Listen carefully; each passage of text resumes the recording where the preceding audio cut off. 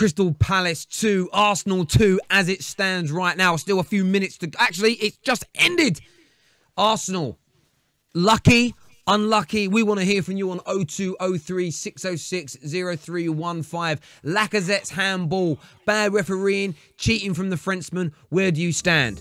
Wilfried Zaha, did he dive or was he right to go down? We want to hear from Palace fans, Gooners, and of course the Mutuals as well. Do us a massive favour, smash that like button.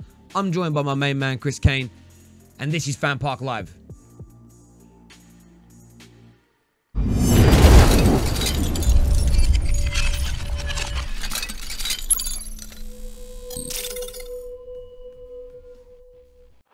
Get all your football news as it breaks with Football Flash. Crystal Palace 2, Arsenal 2. I'll jump straight to Chris on this. Fair result for you? Yeah, more than fair. I feel like Crystal Palace had enough chances throughout the game. I felt like they were never out of it. I thought Arsenal were fortunate to get that second goal. Yeah, very fortunate to get that second goal. But it's not. I don't think it's the worst result for Arsenal. I was saying to you during the game that Selhurst Park is a difficult place to go, I think, generally speaking. Yep. And you're gonna have to. You can't just go and win, you know, at Selhurst Park at Cancer, generally speaking. So yeah, definitely a fair result. Yeah, I think over the course of the game, I think Palace worthy of at least a point. They turn up at home, and I like the way they play. It's kind of a nice balance. They've got the attacking players with their skill and their flair in the likes of Zaha and Townsend, who I think for me are at their level. People talk about Zaha especially, you know, maybe moving to a top 6 side. I don't necessarily see him there, but if Palace fans disagree, they can give us a call and tell us how great he is. I think Barcelona just gone 1-0 up in the Clasico. According to a comment on here. Sorry, I just thought I'd throw that out there as well. But look, viewers out there today, obviously 2 really big talking points in that game that me and Chris will jump into as well. The handball from Lacazette. Did the referee see it and not think it was a handball? Do people consider it to be cheating? Why did he do it? How did it happen?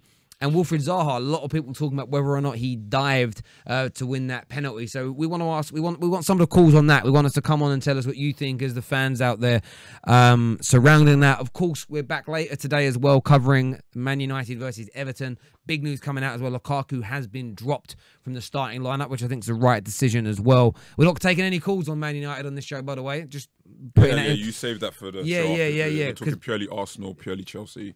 Yes, Chelsea also just won 4-0. 4-0. Loftus-Cheek with a goal. Barkley with another great display today. Chelsea absolutely firing. Someone said it's still 0-0. People are lying. There we go. That's what happens on the comments on YouTube. People just write stuff all the time when it comes to that. They really, really do. Javern, you capture this for us. Let me know when it's working. Is it on? Cool. So like, two big decisions in that game. First of all, the Lacazette handball. First and foremost, do you think it was a handball? Or do you think the goal should have stood? It's difficult to tell because I saw some still images of that corner, and it is quick. Now, listen, if it is a handball, then purely, you know, like I don't think there's much of a debate that it shouldn't stand. If there isn't, then of course it should because it was still over the line. The final, because what's weird is that you've got Jordan Ayew's header affected it as well. Now, did Lacazette's hand hit it before it hit Ayew's head? Or just the fact that his hand was up and how quick it happened, was it purely a case of it just being in contact with Ayew's header and then obviously going over to Aubameyang? Yeah, I feel like it's just one of those ones where you have shit that happens that works towards your favour. Some things don't work towards your favour.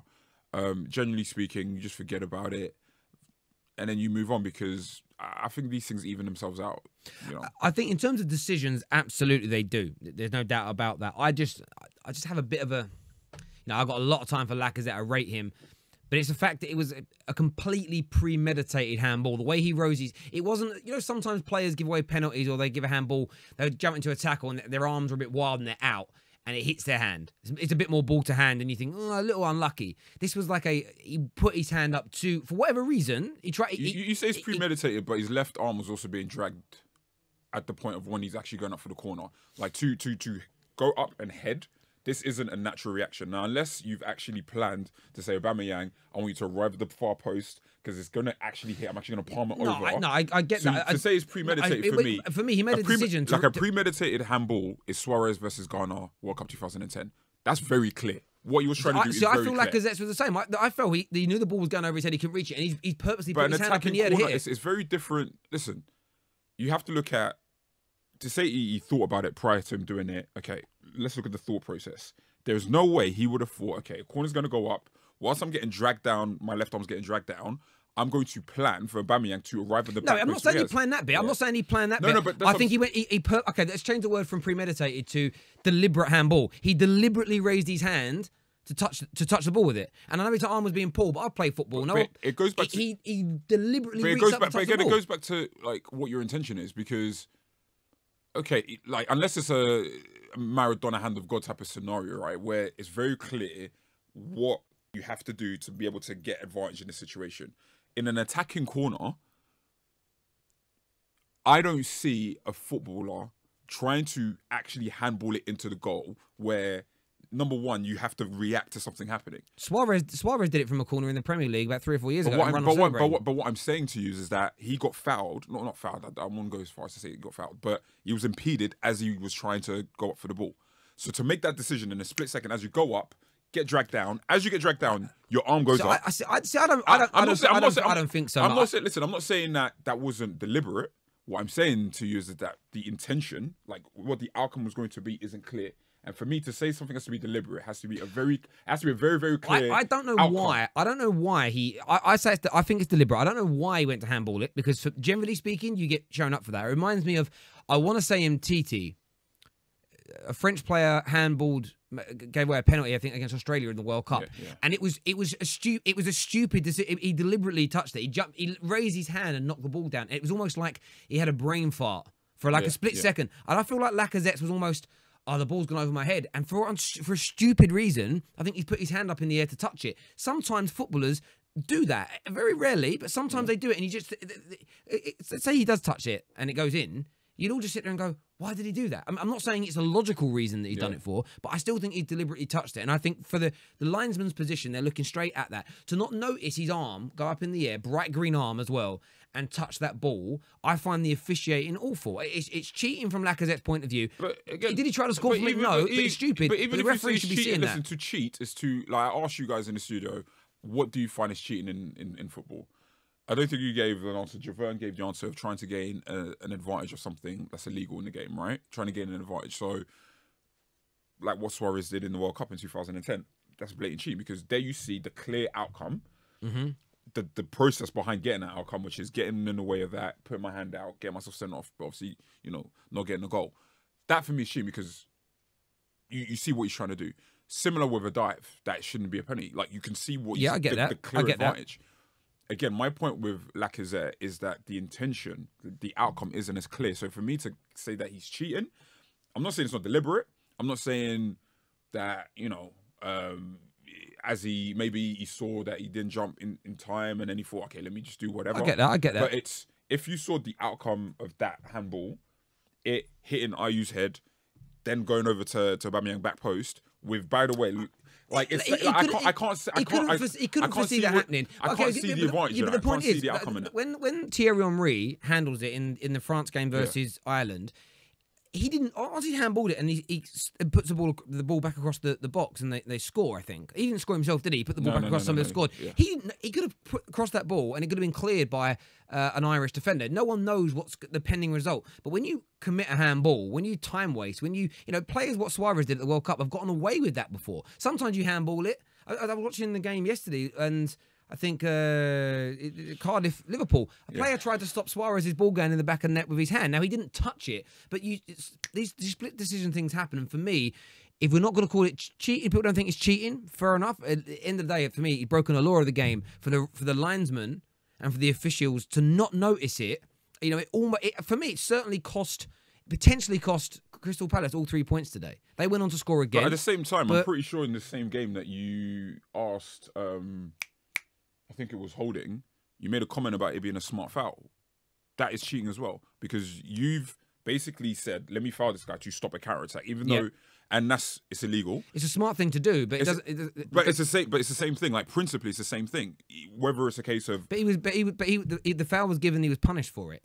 But the point is that even if you get punished for it, similarly with Suarez knows he's going to get sent off during that game, but the outcome is way more valuable than the booking.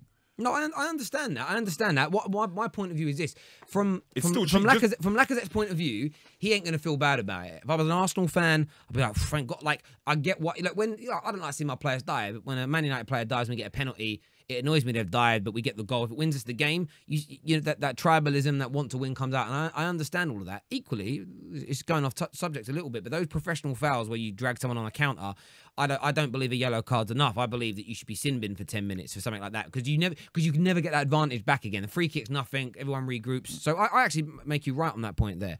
I would keep the capture running, please, Javon. We can put some calls on. I'd love to see what some people think about the handball, and we will talk. Arsenal fans that are panicking, we will talk about Zaha's potential dive as well later on. We're not just focusing on Arsenal here. Cool, yeah, just do one call with it, all capturing together. Cheers, mate. Cheers, brother. Hello, welcome to FanPark Live. What's your name? It's Andy here. Hello, Andy. How you doing, Andy? You an Arsenal fan? Yeah, Arsenal fan, yeah. Good. I mean, before we touch on the game in its entirety, what's your stance on this handball from Lacazette? Did he mean to do it? Should the referees have seen it? Were Arsenal lucky? Well, where do you stand on the conversation? To be fair, mate, I think he did mean it. I think it was just one of them ones where he's just a bit of lapse of concentration and he just put his hand up and I don't know what he was trying to do. I don't know if he was trying to do some sort of Maradona thing or something, or trying to emulate on Henry. But yeah, I think it was clear handball, and it is what it is. I mean, he should have got carded, I think, and punished for it. But these things happen, I guess. We don't usually, as Arsenal, as a team, we don't really do stuff like that on a regular. So I guess a blip here and there is all right. Yeah. Look, I don't think I think everything you said there is fair. I certainly don't want Lacazette being hated on it. I think you said the right thing. I think it was a lack of concentration, and he messed up. But when you say he should be given a yellow card, though, right? For me, you should only sanction players for things they do on the pitch when you can see what they were clearly trying to do, right? In terms of the advantage, like I don't see where the advantage of that action is. I can see it. Like you use the example of Henry, right? You can see the clear advantage of that in terms of keeping the ball under his control before you put it back across in that France Ireland game. We were talking about the Suarez-Garner situation. We can see what the clear advantage of that action was. That isn't seen in this incident with Lacazette. Because you can, either way, you can make the argument that it was deliberate, and that's fair. You can also make the argument that it's a lapse of concentration. Both of them can actually be separate, because if it's just a case of, I've just had a brain fart, so I've just, put my hand up in the air, factoring in the fact that he's actually getting pulled down on the other side whilst that's happening, I don't see where you can prove the clear advantage of what he did there. And I think that's why I wouldn't say you should. I totally agree. I mean, what he was doing, I don't understand. If it was intentional, what was he trying to do? Was he trying to handball it into the goal? Because that would have just been no. That would have been a straight no. You won't be able to get away with that. So I don't really know what his intentions were. So I'm going with the whole, as you said, brain fart, kind of lack of concentration situation. And in terms of that, I think that's clearly what happened. Mate, I agree. I don't even think a booking. I just think blowing it up, giving a free kick in the other direction. Because again, I don't think there was any premeditated action. So okay, I'm going to do this, and it's going to. I think it's just stupidity. That would be, without being horrible about Lacazette, it's a stupid thing to do. But equally, like whatever people think on Lacazette, the goal shouldn't have stood because of that. And I felt like in the end, Palace got back into the game. Do you think it was a fair result yourself as an Arsenal fan looking at this game? Yeah. See, now the thing is, obviously, I've just jumped on Twitter and I just had to log back out because it's just going too much. I mean, personally, we've just come off the back of 11 wins. And that is very, very good to have. We haven't had that in a long time. When's the last time a team have done that? I can't remember. And fair enough, they were teams mid-table or, not the big 5, 6, whatever. But you've got to understand is without winning these types of games, then we wouldn't. You don't have a chance to go and attack the title or have a challenge for the whole season. You know, with us, it would be win, draw, loss, win. Do you know what I mean? In the last 3-4 years, so it's been very inconsistent. But today, I mean, we didn't lose, so it's not a big deal. I mean, I don't understand why people are going crazy. I understand, obviously, we've been used to having the luxury of winning. You know, I love that as well. Obviously, you get a bit of, you know, anger inside you, like, man, we should have won that. Do you know what I mean? But I think that it was 2-2. It's cool. Let's just move on. You know, personally, I don't think Palace really did anything in terms of, you know, they weren't, you know, peppering our flipping goalkeeper. You know, Leno wasn't that busy. Obviously, they scored through the penalties, which were, I personally think, was a tactical thing, because when you put someone like Xhaka at left back, you know, that's not his position, and he's gonna, you know, you're gonna be prone to doing these mistakes. And I think Palace capitalised on that, and fair play to them. You know, it is what it is. Yeah. But I've got to say, though, man, Xhaka's goal was nuts. I nearly lost my voice when he scored that. Yeah, it was class. Xhaka's goal was it was absolutely brilliant, mate. Appreciate your call a lot. Thank Andy, you very thank very you. much. Cheers, my man. No Thank worries. you. Thank you, mate. Thank you. Cheers, bye. Yeah, I think one thing to pick up on Javon, is... that's cool. Yeah, I think one thing to pick up on is, you know, where I could criticise Emery today is, was it a good idea to start Xhaka at left back against two of, like, the most dynamic wingers in the Premier League? Yeah. I was surprised to see him there. Do you know if what that I'm makes saying? sense. Like, yeah, it's but I also have an issue at left back at the moment. You know, Monreal's fitness has been an issue. Kolasinac, his fitness has been an issue. I'm unsure. I need to double check actually if Maitland-Niles is still there. But I would have rather have gone with Maitland-Niles. Like, play someone with a bit more agility. Yeah, I get that. Someone who could defend one-on-one a little bit better. That's not to say that Xhaka shouldn't have played, because obviously Xhaka scored. There's clearly something about Granit Xhaka though that Emery likes. Yeah, because I feel like once the left back position is resolved, I actually think either Guendouzi or Torreira, one of the two, I think will miss out for Xhaka. I think Xhaka will stay in that team. Torreira's the best centre midfielder at Arsenal. No, I think he is, but one of those two It'll be Guendouzi. Yeah. But yeah, I think it'll be one of them things. We've got about 20 calls waiting, so we're going to jump these on. I want to hear what some Arsenal fans and Palace fans have got to say. Let's do it. Let's just keep the calls rolling. Keep them rolling. Hello, welcome to FanPark Live. What's your name? Hey, Terry, it's Rack. Hello, Rack. Give us your thoughts on that game, the handball, the dive, the great goals. Yeah, well, I mean, the penalty, sorry, not the penalty, the Aubameyang goal. Calling Lacazette's handball, I think calling it deliberate or calling it premeditated kind of, I think most of us who played football, we kind of understand sometimes you do stuff that's stupid, and it's just, it's not even a conscious, I'd say it's a subconscious flick of the arm. He hasn't meant to do it because there's no advantage consciously to be gained from doing that.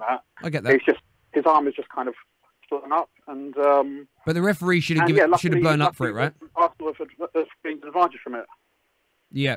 What about Zaha's dive? Do you feel that he dived for that penalty, or do you think it was a definite foul from Xhaka? From what I saw, it looked like a reasonable penalty. No, Xhaka, obviously, you know, he's not a left back, and so he's not experienced playing in that position. Could have done better if he would have, you know, jockeyed him into the corner, into the byline, and tried to hold him there. That would have been obviously a better play. But he reacted. Zaha tempted him, and he fell for it, and that's the way it goes. Unfortunately, Zaha is a bit of a tricky winger, and he got his reward. Absolutely. And an overview of the game. Fair result for you? Yeah. I mean, definitely Crystal Palace deserved at least a draw. I've got a friend of mine's an Arsenal season ticket holder, and he's been going.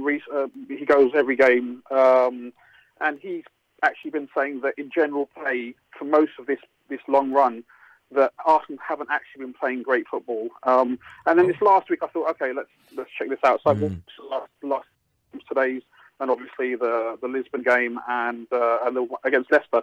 And actually, Leicester, I was surprised because they certainly played better than they played earlier on this season, and you know, away against Sporting Lisbon to get a 1-0 is a good result.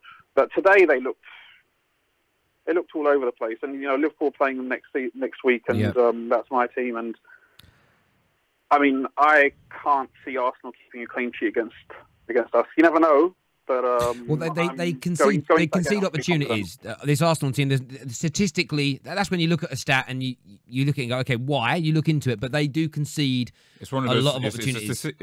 a stat that you look at on paper and also look at when you're watching a game, and you're like, yeah, okay, yeah, that's definitely That makes accurate. sense. You want to know why? Exactly. After watching the game, I was just looking through the stats on Understat and just looking at opportunities created, shots on target.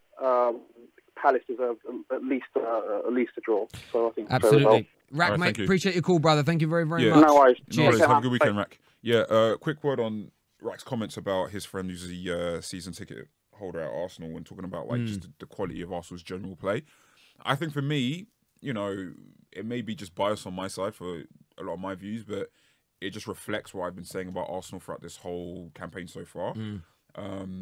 That the results have been positive, and like we said, right, the ability to win when you're not playing great is a good quality to have, but it's not it's not what's going to determine how good you are going to be during the season. Yeah.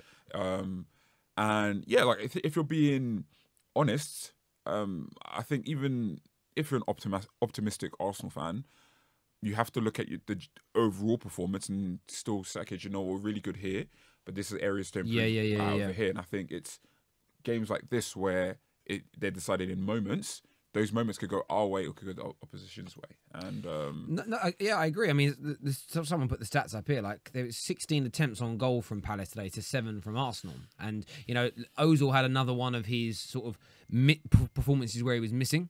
I think as well, but then a lot of the attacking players did today for Arsenal. There wasn't that sort of what we saw in the second half against Leicester. And yes, it was at home, but there was great cohesion, there was great movement. Arsenal just couldn't get that going today, and I think that it's what I've been saying to Arsenal fans. It's a hard. Again, just to emphasise, Selhurst Park is a hard. Of course it is. Of course it is, and I'm not denying that. But my point to a lot of Arsenal fans is I'm saying there's been clear progression. There's a long way to go yet. It's why I keep asking. Like the caller we had the other week and a lot of the comments out there, like people talking about like challenging for the title, maybe even winning the league this year. I just think, I think that's a silly expectation to even think about in your mind, because all you're going to end up doing is, it's why the first caller of the day was like, I went on social media, it's kicking off because they've won these 11 games and groups of people get so excited because of the results. Oh, we're back. And then they have a result of today and they get angry because they've set unrealistic expectations what this team's going to do, and I think it's crazy. We'll just jump into some more calls, Javern. Let's just do 2 or 3 back to back. Hello, welcome to FanPark Live. What's your name? My name is Luke Wood. Luke Wood. Yeah.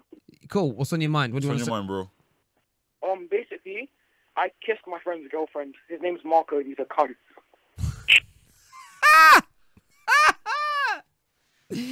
I knew it was going to be a call like that by the way he said his name. I actually think he's done that. Like, he's given his proper name. He mentioned is Marco watching? If it is, bruv, you can go sort that shit out, brother. But no stupidness. Just I have no words for you, Luke. There we go. Let's put some more calls on. Hello, welcome to FanPark Live. What's your name? Hi, mate. It's Kieran. Hello, Kieran. How you doing, Kieran? You good? Yeah, I'm all right, mate. I'm an Arsenal fan. I'm just a little bit irritated by that performance, to be honest. Okay, give us your thoughts, bro. To be honest, I feel like Unai Emery made the wrong decision to take Aubameyang off. It was just, it irritates me to see the team. I think we tried so hard in the midfield to win those battles, but they were just on top of us, really, in terms of the midfield.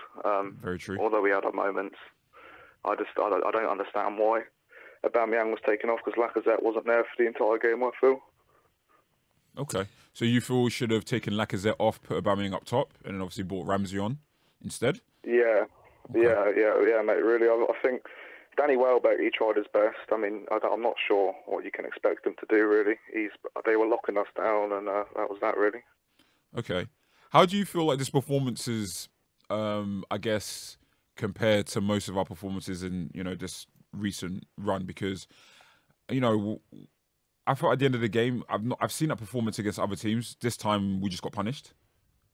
Talk to me about how you feel this compares in comparison to how we've been playing in general. Honestly, I feel like this was a good performance, but I feel like we just lacked the creativity of Ozil this game, especially. Although Although Torreira, I feel like Torreira and Guendouzi were very good in the midfield. However, for me, I mean, Bellerin coming off wasn't the best decision either.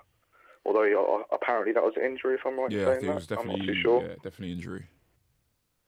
Okay. Yeah, so I'm not too sure about that one, but Yeah. for me, it's just. Yeah, do you know what though? I just think I get why you'd be frustrated. I think Arsenal could have played better today. As tough as Crystal Palace, I think Arsenal could have been better. But overall, with Unai Emery and the direction that you've been moving in, are you pleased with how things are going at Arsenal in this sort of rebranding and sort of a style of football, the restructure behind the scenes, and the direction you're going in? Are you happy with the progression thus far? Yeah. Honestly, I've never been happier as an Arsenal fan. Like going from obviously moving into the Emirates and having those few years of Wenger that were just. I mean, I love Wenger as a manager. I think Arsenal now are moving in a direct. I feel like we're on the up. I mean, hopefully this game won't put us down. I mean, I know teams are certainly going to be. I've spoken to a few, or even Liverpool fans, that say they are worried for when we play them. But especially at home, we are a force. Especially you've only got to look at our attack. I know obviously Ozil and Lacazette weren't really there today. Even sort of Aubameyang and Mkhitaryan, Malbec were a strong enough team. So. Yeah. Mate, appreciate your call. Kieran, thank you for your call, cheers, bro. Man. Thank you. Keep your head up. I've a quote tweeted, Mr. DT, he tweeted about the game. He says, bring us on to, we'll talk a little bit about Zaha actually, but it says, we cannot win them all. This might actually take some pressure away from Liverpool next week. I agree with that. Defensively, Mustafi is a liability and Zaha is nothing more than a cheat. I see. Like, did you see anything today from Zaha that warrants calling him a cheat? No, not at all. I feel like it's a weird one because we were talking about him, like his playing style and how essentially it invites challenges. There's this really, really funny clip. I can't remember the guy's name. He's an ex-player, a Scottish guy. I think he may have played for Arsenal. Something McNally, I think. Yeah. You know him? I know who you're talking about, yeah. Do you remember who he used to play for? I think it might have been Arsenal, but yeah, I know the guy you mean. Yeah. So Was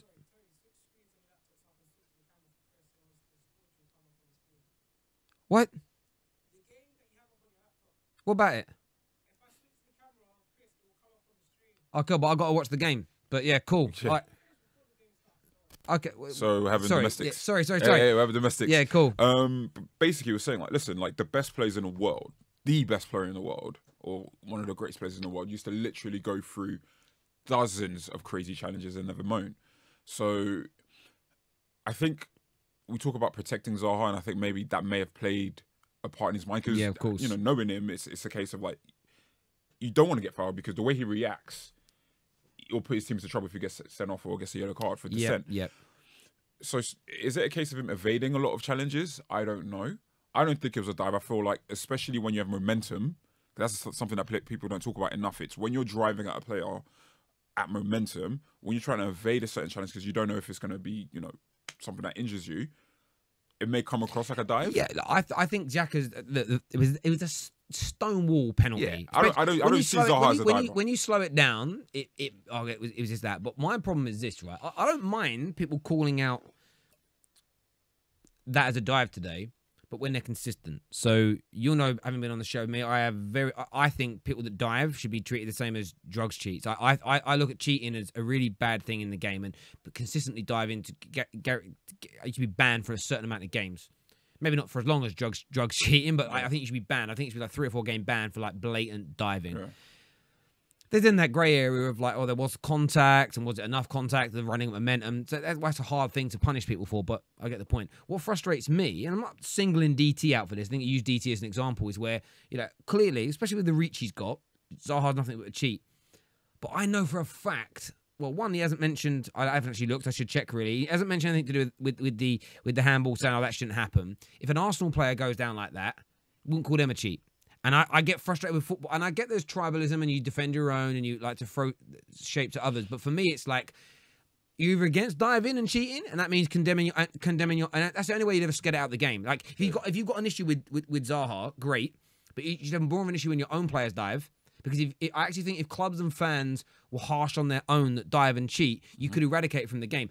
When you attack only other opponents for doing it, you're never gonna better the situation. Does that make sense? So it's not even about bettering the situation. Your word won't mean shit because it's like, well, you see your own team more than you see other teams. So the fact that you call other teams out or other players from other teams out more than your own players, even though you watch 90% of Arsenal games, means that, and listen, Arsenal players do it too. Arsenal players do shit that they shouldn't be doing too. That's why for me, you've never heard me talk about this player's a cheater, this is because I understand that. Well, I've never heard you do that, and I'm the other way. I call my own out more than I call out opponents when I think they've dived or they've cheated or they've done something wrong. And again, not in every game, because sometimes they might dive when we're 3-0 down. And it's like it's not even a talking point of the game. Does that make sense? But equally, it's like I've done videos. What I do, calling for Rooney, Ashley Young, calling for the club to ban them for diving, and they've won penalties and won games to the club. I just don't like it when people just throw it one way and not. My only thing is, I guess the reason why I'm not really big on, like, just generally speaking, talking about like this cheating thing is, number one, going back to the Lacazette incident, it's very hard to prove intent, generally speaking. Unless there's like stone, like it's very, very obvious what he's trying to do. It's hard to say a player's a cheat because you don't know what the intent was. Secondly, it's because, well, the game or didn't hear that, Javern. Say that again. All right, cool. Yeah, I'll just finish this point quickly. I think my belief for football is that I feel like where you can get away with anything that doesn't risk a player's like well-being, then do it, because Lord knows you're going to have plenty of shit missed out on you and decisions that you should approach every game as if the referee isn't on your side. Of course. So, I'm not saying my belief is right, but I just know that I'm consistent with it. Yeah. So a team that, if I'm playing a team, if I'm also playing a team, and you could tell a player's trying to get a certain advantage, as long as you're not trying to injure my player, I'm good. Yeah, I get that. I get it. You're doing what you're supposed to be doing. We're going to take our last call for this game anyway. Take our last call now. Sorry guys, I'm going back on my laptop. Hello, welcome to FanPark Live. What's your name? Hello. Sorry, yo, what's good? You all right? You good? Yeah. My name is Jay. I'm an Arsenal fan. What's good, Jay? What? Tell us your thoughts after today's game. You know what? I think this is our poorest performance in total, like overall our poorest performance, but at least we drew the game, and there were some positives, and I don't think Unai Emery was wrong. I think he did he always made changes, and the changes always made effect, and this time it didn't. So you're not expected to make changes, and it will affect the game every single time. That's like literally impossible. I get that. Look, people may have disagreed with the decision when he made it, but then hindsight is an exceedingly lucrative commodity. And a manager makes a decision, and a player that comes on scores a goal, then he's a genius. If that player, if it doesn't work, then it's very easy to judge something after the fact. And I totally get where you're coming from. And Emery will probably he'll probably get 70-80% of his decisions right as Arsenal coach, but there's still going to be those decisions he gets wrong. I think the easiest way to look at a decision that a coach makes is, can I understand why he did that? Even if there's something else he could have done. So, for example, so for example, I felt like the thing that surprised me was taking Ozil off for Welbeck at the time, for Welbeck, because it's like, okay, well, you're taking off a midfield, like you're under the cosh. You're taking a midfielder off for a striker, for a forward. Okay, well, what was the thinking behind it? Okay, well, Welbeck gives you more energy in terms of pressing. He also heightens our counter-attacking threat, because now you've got Lacazette on one down the middle, you've got Welbeck, and now you've got Aubameyang on the left wing. Yeah. So even though I may not have done it, I can understand why he did it. And I think that's really important. I think that's really important when it comes to, I think, as fans, when you assess football, and it does frustrate me. Whether it be about Unai Emery, whether it be about Wenger, whether it be in the past, whether it be about Jose Mourinho now, is you get this because you disagree with him. It's like you're not looking at it from his point of view, and I hate that generally in life. It's like, why did you do that? You tell someone your reasons, and they don't want to understand you. They don't want to think about it from your point of view. They just think about how they feel about the situation. It's like you got to look at it. You have to look at it from the other side. I could see like every sub that he made today made sense. I guess my biggest going back to what I was saying before, my biggest critique of Emery for today's performance is more so I'm not starting like Xhaka left back against Townsend or Zaha. Yeah, I get that. Yeah, but we don't have no left backs, and it's one of those. Can someone? And one more thing before I go. Hold on. Technically, what he was trying to do, I think what he was trying to do was, we can't really play that many players anymore. All left backs are out. So what he did at the end of the game, he put 3 at the back, which might be our best formation once everyone comes back. I think once everyone comes back, really? I think 3 at the back should be our formation with because then we can actually have our strikers up front and we can have our wing backs coming back, because our weakness is on the counter when our wing backs go flying on, and there's always 2 at the back against like 4 attackers. So Fair what enough. we should do is actually play 3 at the back. We don't have to worry about wing backs going forward, and drop a midfielder back when there's a counter attack. So Granit Xhaka or Troya will stay back if there's a counter attack opportunity. One of them stays back, one of them goes forward. A wing back can go forward in a 3-back system. I think you should play 3 at the back. Mate, appreciate your viewpoints on that. Thank you very much for your call. I do appreciate it. We're only doing that because we're coming to the end of the show. The other game's starting. We have to go and watch it, of course, to report on it. Look, I think a fair result in the end today. Poor officiating at times, but hey man, but fair result. It is what it is. And that is football. And I remember saying it to Arsenal fans last year when they kicked off after I can't remember what the game was, but they're moaning about refereeing decisions, swings and roundabouts. You win some, you lose some. It's that simple. That's it. Deal with it. Smash the like button. Take Roll on care. God Liverpool. bless. See you all again soon. Yeah, big game. Peace. Get all your football news as it breaks with Football Flash.